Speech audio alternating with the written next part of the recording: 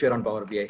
Okay, now this is the visualization panel, or which is the report panel in Power BI, and you would have probably seen this last time as well. Okay, now we are going to look at a few visualizations. So let me quickly, okay, we're going to look at some few visualizations. So let's start with very basic ones. Okay, so from the visualizations pane over here, if you can see my screen, I'm going to select a basic one, which is a table visualization. Okay, so different ways I can start creating visualizations. One is if I select, click on something, it shows up in a very raw format, which doesn't have any data in it, because I just selected the type of visualization. I didn't select which data to show in that, right? And then I can probably use some kind of data selections from here, maybe brand, category, and some of the metrics. Okay, I'm getting all of this data in my visualization. I can resize and adjust because there's a horizontal scroll bar. Horizontal scroll bars are not user friendly at all. Vertical scrolls are still fine. Horizontal scroll bar is a bad user experience. Always avoid horizontal scroll. So, you know, to avoid horizontal scroll, I'm going to basically adjust this a bit, right? I can also adjust the width of the columns, like, you know, like this. But yeah, I'm gonna keep it like this, right? So now that I've selected the data, you can see, so I need to click on that and I'll see, you know, these are the data points that are selected. The data source gets a small check mark, and the data fields also get a bigger check mark, which shows me what are the data points I've used here. Okay. And Power BI also always uses this yellow to indicate selections. Okay. Now, what did I do here just now? I just selected the check mark, but everything came under, you know, values. There's this table here called values where it came up. Now you'll see that for different charts, you will find different options over here, because every chart is different, right? Every chart will have a different type of options here, which we'll come to later. Okay, so this is one way where I can basically, you know, select a chart and then do the selection of which values to show there. The other way to do it would be, let me delete this one. The other way, okay, let me not delete it. And the other way to do it is I directly start checking some items. But what that does is, based on the data that is selected, it may change the visualization also. So by default, in most times, it may give you a table. But sometimes, for example, if I use something like maybe country, let me delete this, create a new one using country. You can see that by default it takes a map visualization, right? So based on the data type that's selected, you are able to actually see you know, different types of charts that come up. Okay, so that's quick two ways to how you can start visualizing. Okay, so I have this table already here with me. Let's look at some of these features. Okay, now when I hover over this table, it's giving me one of these options, which is the focus mode. Okay, if I click on focus mode, what that does is it brings me to like a full focused view of this, like, you know, a bigger version of this. If I have, okay, so let's bring it to focus mode and see it larger. Okay, now let's look at what are different customizations that I can do, right? So if I look at values, I can see brand, category, number of reviews, ordered revenue, and ordered units. Okay, now if I click on ordered revenue in this drop down, there are a lot of these options here where I can rename it. Okay, I can move it up, down, to top or bottom. I can do some conditional formatting on it, okay, which we will talk about later. I think we will cover in a bit more detail. And then there is a lot of these options on how you want to summarize it, like sum, average, minimum, maximum. Okay, so right now it is sum, which is the default summarization. So sum of all the review values for this particular brand or category, right? So that level of customization I have. If I want to change the order in which this needs to show on the table, all I need to do is drag and drop. Okay, so for example, category I want to show before brand. That would make a bit more sense, because, you know, there's a hierarchy and I can follow the, you know, that kind of hierarchy. So I can change the orders using something as simple as this. Now let's look at this pane here. So there's this fields pane where it shows what are the different fields from this, you know, set of fields that were used in the chart. And then there is this format pane. Okay, now remember, you always have to have this chart selected to see the corresponding values and format and all of that options. If it is not selected, by default, what you will see is, you know, the page details, the page background, page alignment, and all of that, the background, all of the overall page. If I want to see it for a particular dashboard, then I need to click on that dashboard, select it, and then, you know, from the values, I have all of this. In the format, I have different options to format this table. So let's look at some of those. General options is, you know, position. How do you change the position? Like, for example, x-axis is currently at 10. If I change it to 50, you see how it shifted to the right, right? Undo that change for now. But I can change the positions by mentioning the numbers here, okay? There is also something called style. So what is table style? If I change the style to condensed, it has a particular type of style. If you remember, in Excel also, there is this particular feature. I'm going to use focus mode. In Excel also, there's a feature where you can use some of these table styles. Bold header, flashy rows, contrast alternating rows, you know, bold header, none. There's obviously something called none, and default as well.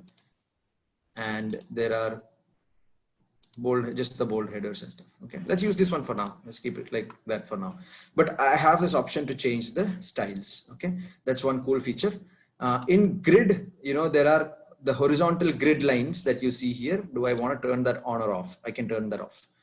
Without the line, if you think it looks better, you can, you know, avoid the line. Sometimes I do avoid the lines, but sometimes I need to. It depends on the use cases.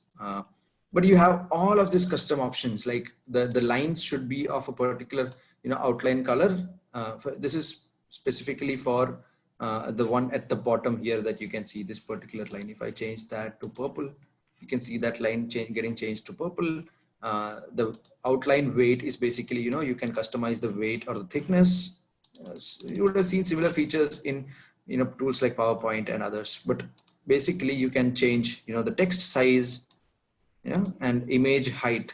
Okay, a lot of customizations. I'd recommend that you go ahead and try it out. Not right now. We'll wait for some more, you know, customization. So there is column headers. In the column header, so these are the column headers. What do I want the font color to be? If I want a different font color, which is not good, right?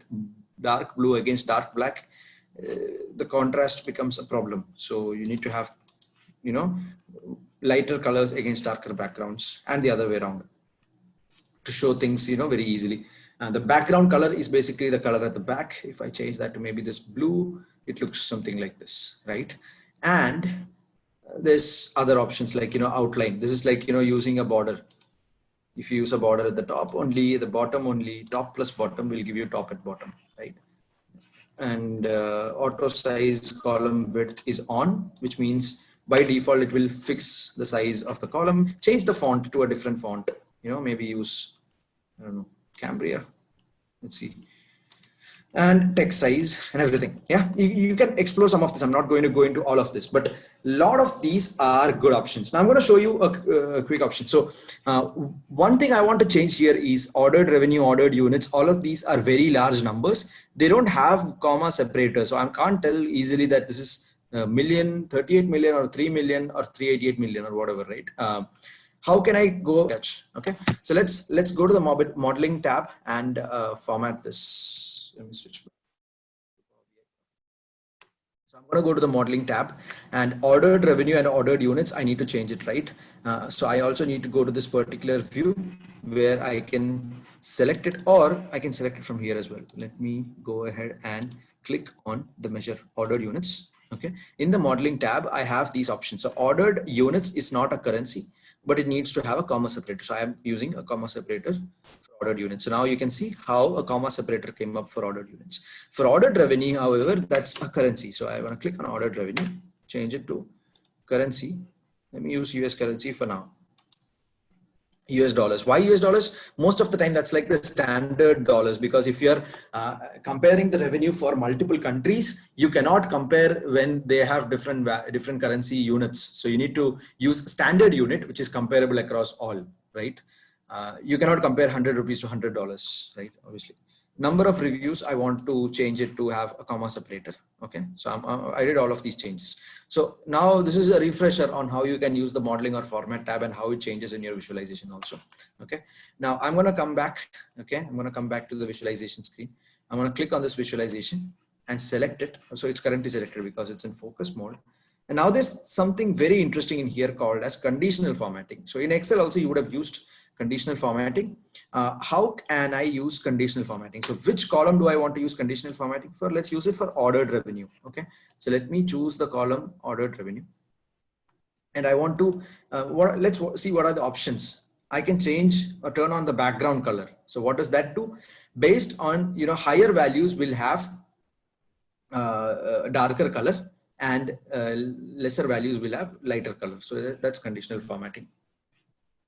And there's advanced control. So let's just click on that and see what it brings up very quickly. So you see, there are different ways you can apply the conditional column. You can, do a diverging one, where what it does is, instead of just one color and different shades of it, it brings you multiple colors, and you can change the colors to start from yellow, change to, green, and then change to another one.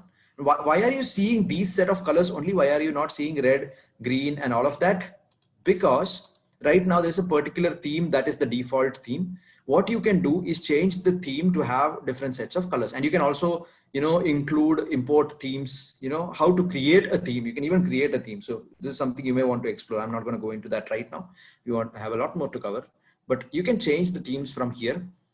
Remember how we spoke about different shades of the same color? So you see the storm here is like different shades of the same color, right? If I choose something like that, you can see, everything changed to different shades of the same color. Let's try using the storm theme for now, just to see how different shades of the same color looks like. So you see all the colors change because you just changed the theme. So one option is, like I said, is background color. Let me disable that. Okay. Font color is something else that doesn't look like very visually good, right? Especially with the colors that have been used here, because it's very light and I cannot see the values. That's not a good practice. So I'm not going to use that now, but again, I can customize it to change the colors. So that's also possible. There's also something called as data bars, and this will show a bar chart within the table with respect to the values. How cool is that, right? There's also icons, and this is very, very cool. You see icons right next to the revenue values. And what are these icons? Okay, the higher values seem to have a green, the middle values seem to have a yellow, and the low values seem to have a red. And I want to customize that. How can I customize that? If I click into advanced controls, there you go. It has all the customizations that you can do, based on which field. Summary should be sum, average, minimum, maximum, or any of others, right? Count, listing, standard deviation, variance, and mean. And how do you want to do the icon layout?